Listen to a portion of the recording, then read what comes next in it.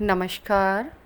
To in one unconditional love channel पर मैं Usha Kiran Paul आप सभी का हार्दिक स्वागत करती हूँ।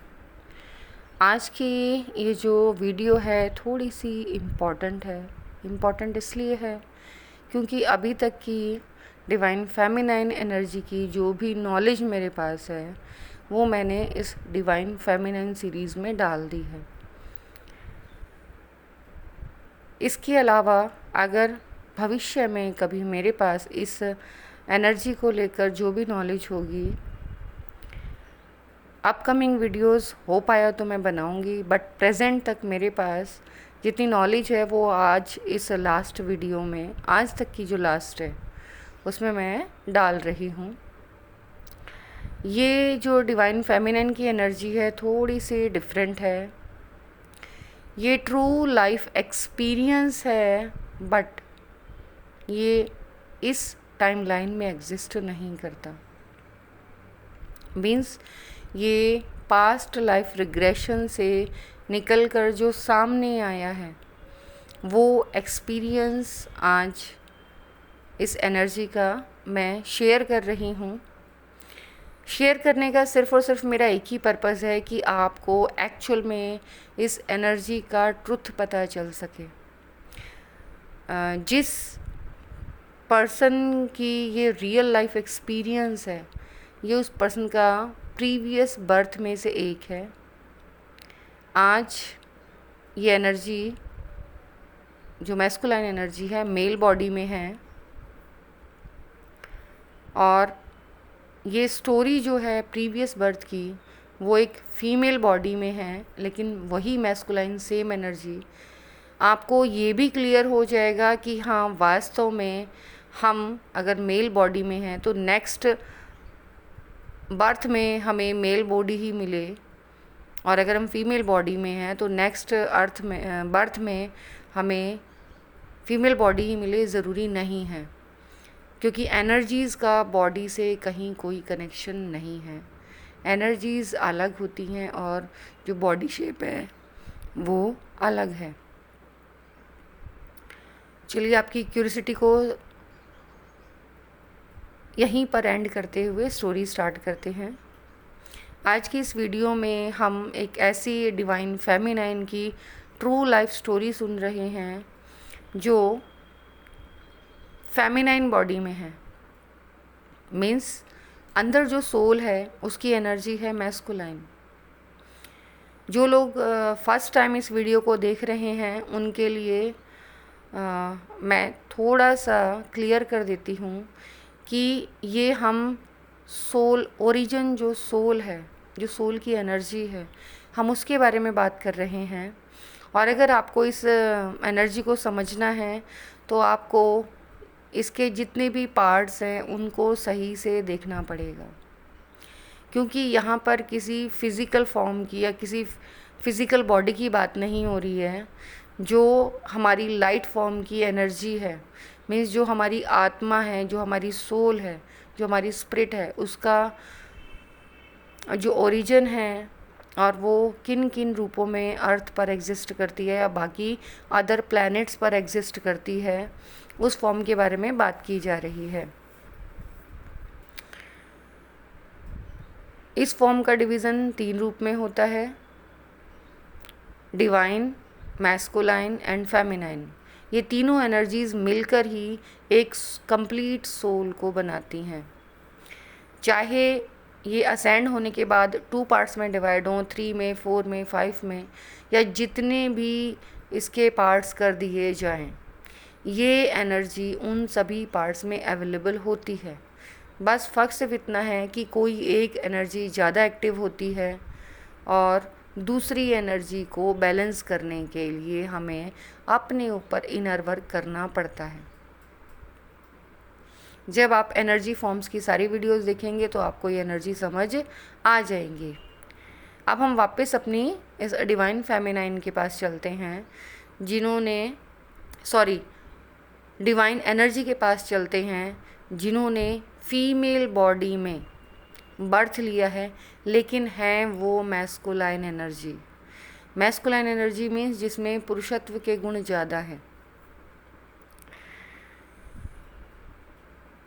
इन फेमिनाइन के जो फैमिली मेंबर्स हैं उनको एक बॉय की बहुत ज़्यादा नीड, मीन्स ये जो फेमिनाइन एनर्जी है, फेमिनाइन बॉडी में, मैं भी कंफ्यूज हो रही हूँ क्योंकि फीमेल फिगर में और मेल मैस्कुलाइन बॉडी को एक्सप्लेन कर पाना वास्तव में बहुत टफ टास्क है, लेकिन फिर भी ये एनर्जी जैसे है मैं वैसे ही एक्सप्लेन कर रही हूँ। उनकी जो लाइफ है बाकी मैस्कुलाइन की तरह ही रही बचपन से। मैस्कुलाइन एनर्जी है वो प्रोवाइडर होता है और उसका ज़्यादा ध्यान अपने 3D वर्ल्ड पर होता है, और इस मैस्कुलाइन एनर्जी का जो फीमेल फिगर में है उसका भी ध्यान अपनी ग्रोथ के ऊपर ज़्यादा है, 3D ग्रोथ। जब ये मैस्कुलाइन एनर्जी, मैं यहाँ पर इस जर्नी को अच्छे से एक्सप्लेन करने के लिए 3D के वर्ड्स यूज़ कर रही हूँ। मैं यहाँ पर ये है मैस्कुलाइन एनर्जी, लेकिन क्योंकि ये फीमेल बॉडी में है तो मैं एज ए गर्ल ही ले रही हूँ, जिससे कि स्टोरी को समझने में आपको इजी हो जाए। तो ये जो लड़की है जब ये 17 साल की होती है तब इसके फैमिली मेम्बर्स एक बॉय को अडॉप्ट करते हैं, क्योंकि इस लड़की को अकेलापन बहुत ज़्यादा महसूस होता था और ये लड़की चाहती थी कि उसके कोई ना कोई भाई बहन हो जिनके साथ वो अपने मन की बातें कर पाए, अपनी बातें शेयर कर पाए और अपने उस अकेलेपन को दूर कर पाए जो बाकियों को महसूस नहीं होता। फैमिली मेम्बर से बहुत रिक्वेस्ट करने पर वो इस बच्ची के लिए एक अनाथ आश्रम से एक बॉय को अडॉप्ट करते हैं। लेकिन यूनिवर्स हमारे साथ कैसे गेम खेलता है, और मैं दोबारा क्लियर कर दूं, ये ट्रू लाइफ स्टोरी है। वो जो बच्चा है जो मेल बॉडी में है उसकी जो एनर्जी है वो मैस्कुलाइन है, और ये दोनों आपस में एक दूसरे की हाफ सोल है। इन दोनों हाफ सोलों में 17 ईयर्स का गैप है। ये दोनों ही अभी तक नहीं जानते कि ये दोनों ही एक दूसरे के सोल पार्ट हैं। जब ये बच्ची 17 ईयर्स की हुई थी तब इस बच्चे को इसकी लाइफ में, इस बॉय को इसकी लाइफ में इसका भाई बनाकर एंटर किया गया था। क्योंकि ये बहुत रिच फैमिली की स्टोरी है तो ये लड़की बहुत रिच होती है।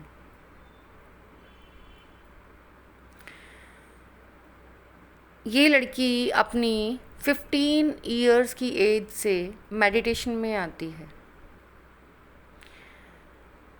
धीरे धीरे दोनों बड़े होते हैं। बड़े होने के साथ साथ ये बॉय देखता है कि रोज़ उसकी जो सिस्टर है वो कुछ टाइम के लिए अपने आप अकेले कमरे में बंद कर लिया करती है।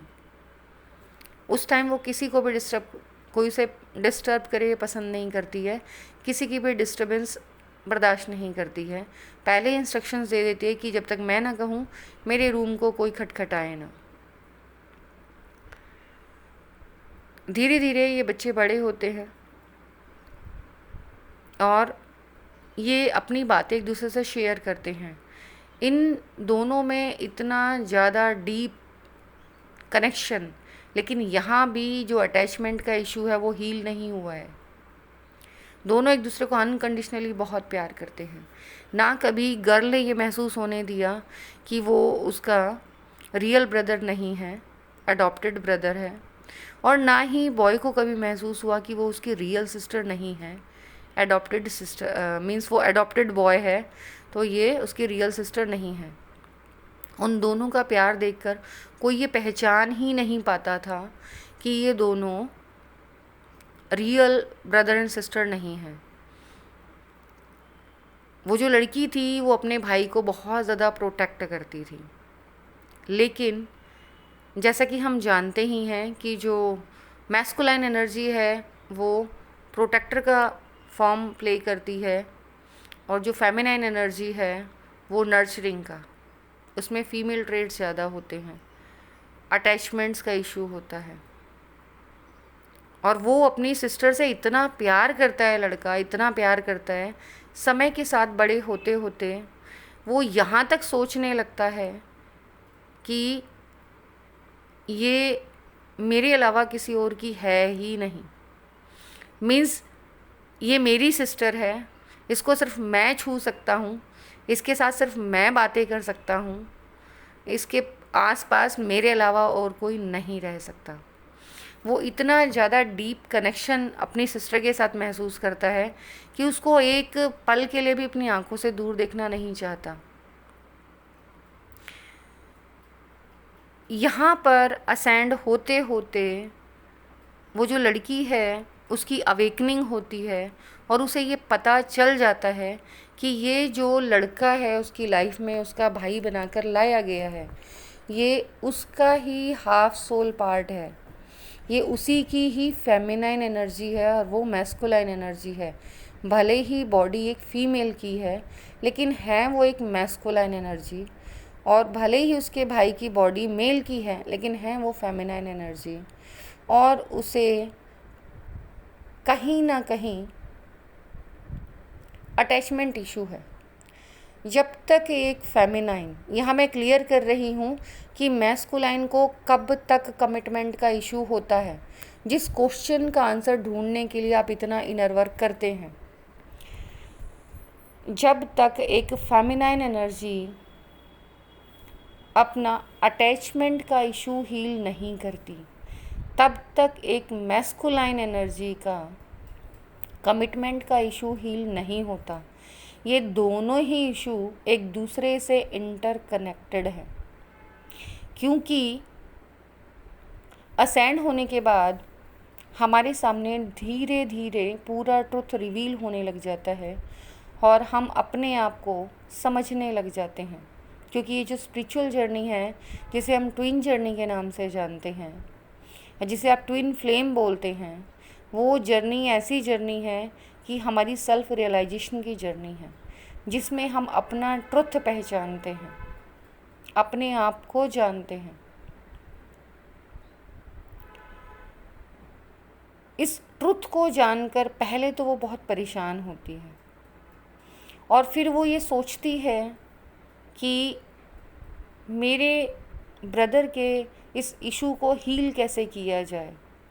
क्यों? क्योंकि उसकी एज शादी की हो चुकी होती है, लेकिन उसका ब्रदर चाहता ही नहीं है कि उसकी शादी किसी और के साथ हो। उसको तो ये लगता है कि ये सिर्फ़ और सिर्फ मेरी है, कोई और इसे छूना तो दूर की बात, उससे बात भी नहीं कर सकता। और वो बहुत ज़्यादा डिस्टर्ब होने लगता है, क्योंकि ये मैस्कुलाइन एनर्जी है, कमिटमेंट इशू है, साथ ही साथ असेंडेड है, और उसे मालूम है कि जब तक वो अपनी फेमिनाइन एनर्जी से दूर नहीं जाएगी, अपने भाई से दूर नहीं जाएगी, उसके भाई की सोल ग्रोथ नहीं होगी। तो वो जो इतनी बड़ी कंपनी की मालकिन होती है, वो अपने भाई को छोड़कर, और सारी पूरी कंपनी अपने भाई के नाम कर उसे छोड़कर बिना बताए चली जाती है। कुछ ऐसे निशान छोड़कर जाती है कि उसके भाई को ये लगे उसकी कार एक्सीडेंट में डेथ हो गई। जैसा ये गर्ल मैस्कुलाइन एनर्जी प्लान करती है, ठीक वैसा ही इस लाइफ में होता है। और उस बॉय को, जो कि फेमिनाइन एनर्जी में है, ये ट्रस्ट हो जाता है कि उसकी सिस्टर की डेथ हो गई है। और जब उसे ये ट्रस्ट हो जाता है कि उसकी सिस्टर की डेथ हो गई है, तो तब उसकी अवेकनिंग होती है, स्पिरिचुअल अवेकनिंग। और जिस समय उस बॉय की स्पिरिचुअल अवेकनिंग होती है, उस समय वह 19 ईयर्स का होता है। मीन्स जब उसकी सिस्टर 17 ईयर्स की थी तब वो उसकी लाइफ में आया था, 1 साल का। दोनों में 17 ईयर्स का गैप है। और अब वो 19 ईयर्स का हुआ है और उसकी अपनी सिस्टर के जाने की वजह से स्पिरिचुअल अवेकनिंग हुई है। मीन्स जब हम किसी अपने को खो देते हैं, हम अपनी लाइफ में जिसे सबसे ज़्यादा प्यार करते हैं, वो प्यार जब हमसे दूर जाता है या जब हम किसी भी वस्तु से बहुत डीप अटैचमेंट रखते हैं और वो वस्तु हमसे दूर कर दी जाती है। यहाँ मैं प्यार नहीं, मैं अटैचमेंट की बात कर रही हूँ। उसे भी यहाँ अपनी सिस्टर से प्यार के साथ साथ अटैचमेंट इशू था। तो जब हम इस डीप अटैचमेंट को रखते हैं और वो चीज़ हमसे अलग कर दी जाए, वो पर्सन, वो वस्तु, वो सिचुएशन हमसे दूर कर दी जाए, तो हम एक डीप पेन में आते हैं। और यही डीप पेन हमारी स्पिरिचुअल अवेकनिंग कराता है। यहाँ पर वो बच्चा रह रहकर अपनी सिस्टर की उन बातों को याद करता है कि कैसे उसकी जो सिस्टर थी वो घंटों बैठकर मेडिटेशन करती थी और वो भी अपनी सिस्टर की तरह मेडिटेशन करना स्टार्ट करता है।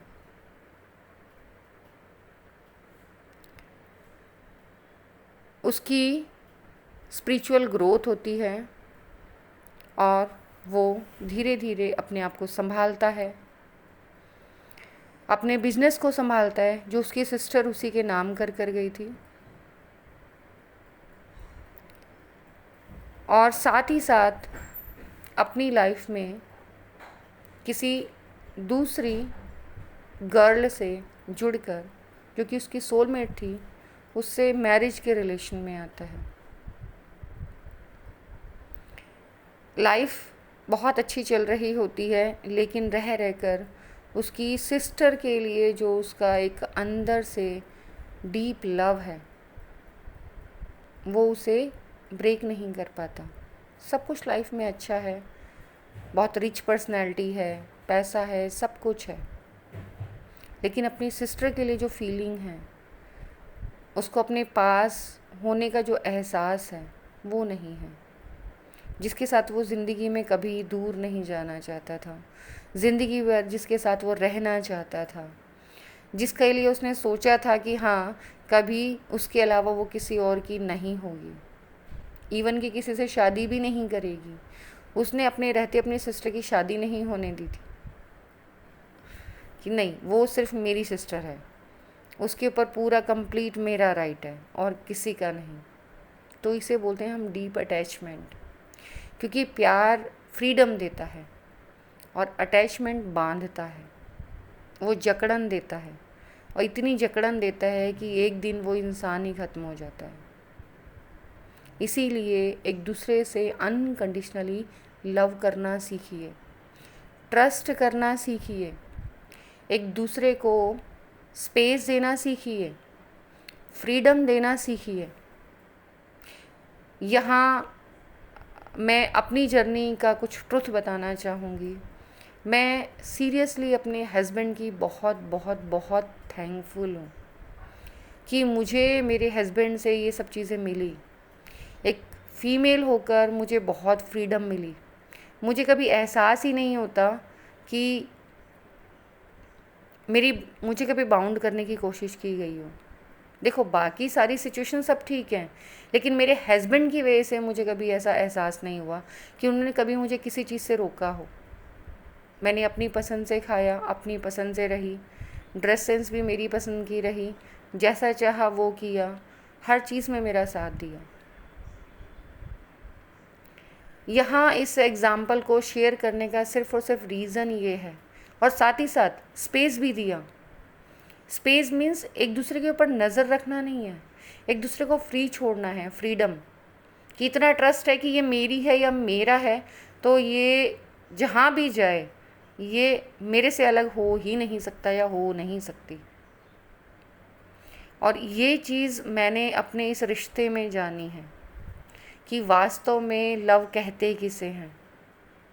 मैं सच में थैंकफुल हूँ डिवाइन की कि उन्होंने एक्चुअल में अनकंडीशनल लव किसे कहते हैं वो मुझे मेरी इस लाइफ में समझाया। मेरा मेरे हस्बैंड के प्रति अटैचमेंट इशू नहीं है, वो पहले था, वो 2021 में ब्रेक हो गया, अब वो अनकंडीशनल लव है। और मेरे हस्बैंड का भी सेम वही चीज़ कि हम अटैचमेंट नहीं है, एक दूसरे से अटैच नहीं है, हम अनकंडीशनली लव करते हैं। स्टार्टिंग से हमने एक दूसरे को कभी बाउंड करने की कोशिश नहीं की, फ्री छोड़ा है। किसी चीज़ के लिए उन्होंने कहा तो हाँ जी, मैंने किसी बात के लिए बोला तो उन्होंने कहा हाँ जी। और सीरियसली मैं मानती हूँ इस चीज़ को कि ये जो हमारी सोल जर्नी है, अगर रियल में हमारी मैरिज हमारे सोल पार्ट से हो जाती है, मैं इस ट्रुथ को एक्सेप्ट करती हूँ कि अगर हमारी मैरिज रियल में हमारे सोल पार्ट से हो जाती है तो वास्तव में ज़िंदगी बहुत खूबसूरत होती है। लेकिन इसका उल्टा भी है, क्योंकि सारी चीज़ें हम एक दूसरे के जैसे होते हुए भी एक दूसरे से ऑपोजिट भी होते हैं, तो वो चीज़ें हमें परेशान भी करती हैं। इस जर्नी के बारे में, इस रिलेशन के बारे में मैं इतना कह सकती हूँ कि कार्मिक जो है वो आपको पहले बहुत ज़्यादा लालच देता है। जो कार्मिक रिलेशन है वो आपको सब अच्छा बेटर दिखाएगा, लेकिन ये जो ट्विन जर्नी है इसमें बीच बीच में आपको बहुत बड़े बड़े ट्रिगर्स मिलेंगे और आपके ही पार्टनर से मिलेंगे। आपके जितने भी इशू हैं वो सारे सरफेस पर आएंगे, आपको वो हील करने पड़ेंगे। और जब तक आप हील नहीं करोगे तब तक आप एक दूसरे के साथ होते हुए भी अपने आप को अजनबी सा पाओगे। ऐसा ही हम लोगों को भी लगता था, कभी लगता था कि नहीं हम लोगों का जो बॉन्डिंग है वो बहुत स्ट्रॉन्ग है, लेकिन जब हमारा तांडव होता है आपस में तो हमें लगता था नहीं, हम एक दूसरे के साथ नहीं रह सकते। मेरा कहने का मतलब ये है कि जो भी लोग इस जर्नी में होते हैं उनकी जो हालत होती है वो सांप छछूंदर जैसी होती है, ना तो उसे निगलते बनता है और ना तो उसे उगलते बनता है। आप साथ रह भी नहीं सकते और आप एक दूसरे को छोड़ भी नहीं सकते। साथ इसलिए नहीं रह सकते क्योंकि कहीं ना कहीं वो लेयर्स हैं जिनको आपने एक दूसरे के अपने ऊपर चढ़ा के रखा है और आपको एक दूसरे की लेयर निकालनी है। मीन्स हम एक दूसरे की कमियों को लेकर ट्रिगर करते हैं। और इस जर्नी की सबसे अच्छी बात ये है कि हम ट्रिगर होकर उन लेयर्स को हटाते हैं। मतलब हम परेशान नहीं होते कि हमें नहीं रहना, हम गुस्से में भले ही बोल देंगे हमें नहीं रहना एक दूसरे के साथ, लेकिन हम बाद में रियलाइज़ करते हैं कि लेकिन सही तो कहा है। जो क्वालिटीज़ हमारे अंदर होती हैं वो ही हम अपने सामने वाले पर्सन में पाते हैं, इसलिए हमें लगता है हम सेम हैं, लेकिन जो कमियां हमारे अंदर हैं उसकी ऑपोजिट सामने वाले के अंदर होती हैं। एग्ज़ाम्पल, अगर आप बहुत ज़्यादा बातें करते हो, दोनों में से एक पार्टनर, तो दूसरा कम बोलने वाला होगा, वो ज़्यादा बातें नहीं करेगा, वो शांत होगा बैलेंस बनाने के लिए। डिवाइन ने तभी तो साथ दिया है, एक बोलेगा, दूसरा अगर सुनेगा नहीं तो एक बोलेगा कैसे। मैं सिर्फ एक छोटा सा एग्जांपल दे रही हूँ कि आप दोनों एक दूसरे के ऑपोजिट होते हैं, लेकिन धीरे धीरे आप बैलेंस में आ जाते हैं। ज़्यादा बोलने वाला थोड़ा कम बोलना स्टार्ट कर देता है और कम बोलने वाला थोड़ा ज़्यादा बोलना स्टार्ट कर देता है। चलिए वापस आते हैं अपनी स्टोरी पर। तो वो बच्चा अपनी लाइफ में बड़ा हो जाता है, यंग हो जाता है, शादी हो जाती है अपने सोलमेट से और बहुत हैप्पी खुश। उस बच्चे को नहीं पता, वो ये नहीं जानता कि उसकी जो सिस्टर है वो अभी ज़िंदा है, लेकिन उसकी सिस्टर उससे बहुत प्यार करती है और हर एक पल हर एक क्षण वो ये खबर रखती है कि उसका भाई कैसा है। ये ही मैस्कुलाइन एनर्जी है। यहाँ मैं फिगर की बात नहीं कर रही हूँ क्योंकि वो लड़की मैस्कुलाइन एनर्जी में है, तो मैस्कुलाइन ऐसे ही आपके हर एक काम के ऊपर नज़र रखते हैं। आप क्या कर रहे हो क्या नहीं कर रहे हो, वो कहीं ना कहीं से आपकी खबर रखेंगे ही रखेंगे। ये मैं डिवाइन फेमिनाइन सोल्स को अवेयर करने के लिए बता रही हूँ। जो लोग ये सोचते हैं कि उन्हें हमसे कोई लेना देना ही नहीं है, तो ऐसा नहीं है।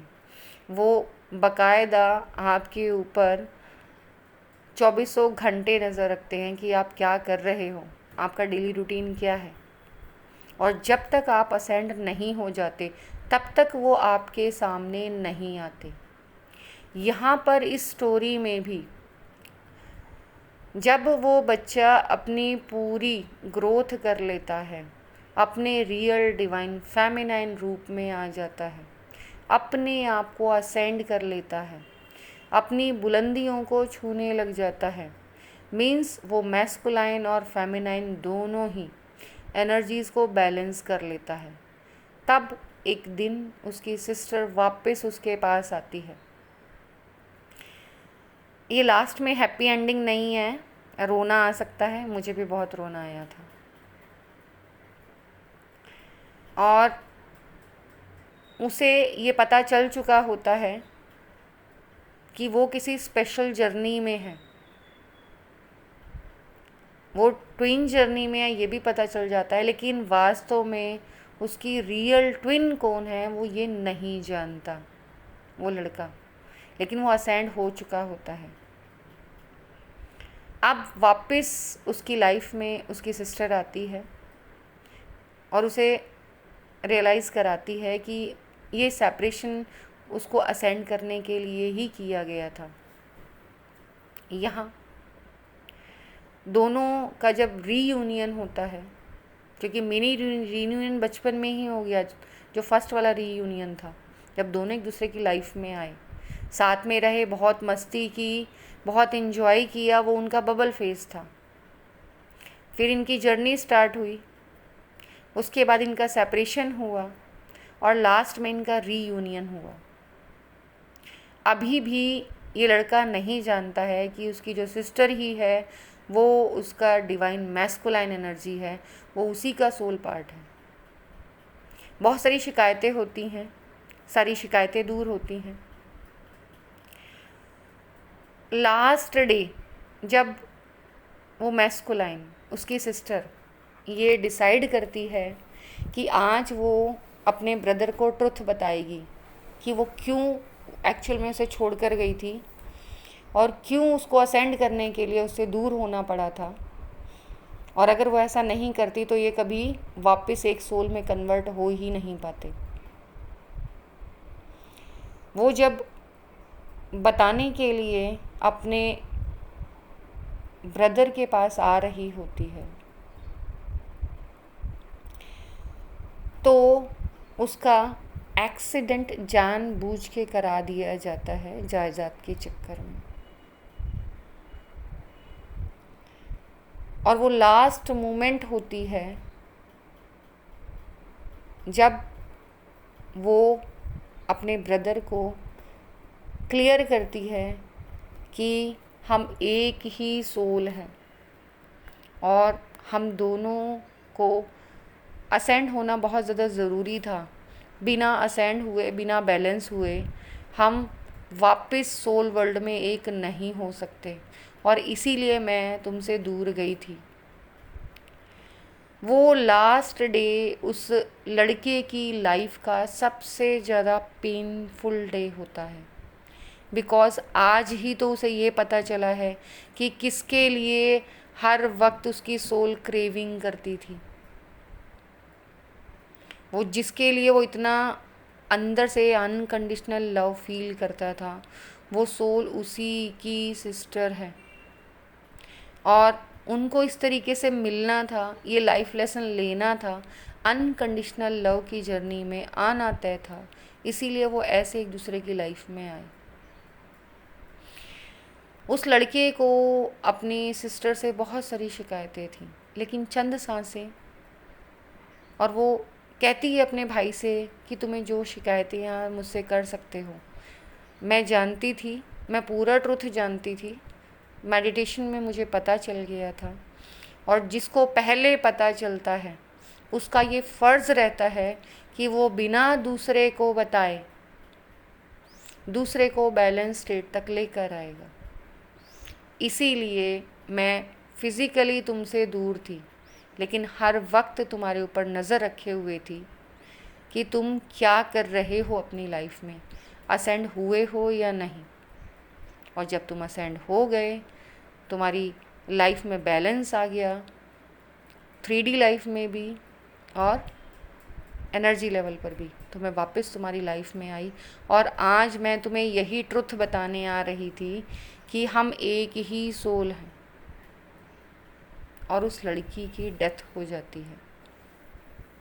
आज वो मैस्कुलाइन एनर्जी एक फीमेल बॉडी में इसी अर्थ प्लेन पर है। जब ये स्टोरी मुझ तक पहुंची, बहुत पेन हुआ, क्योंकि अब वो लाइफ पास्ट हो चुकी है, लेकिन उस बच्चे का जो मैस्कुलाइन है और इस बर्थ में वो मैस्कुलाइन बॉडी में ही है, उसके उस पेन और सफरिंग का रीज़न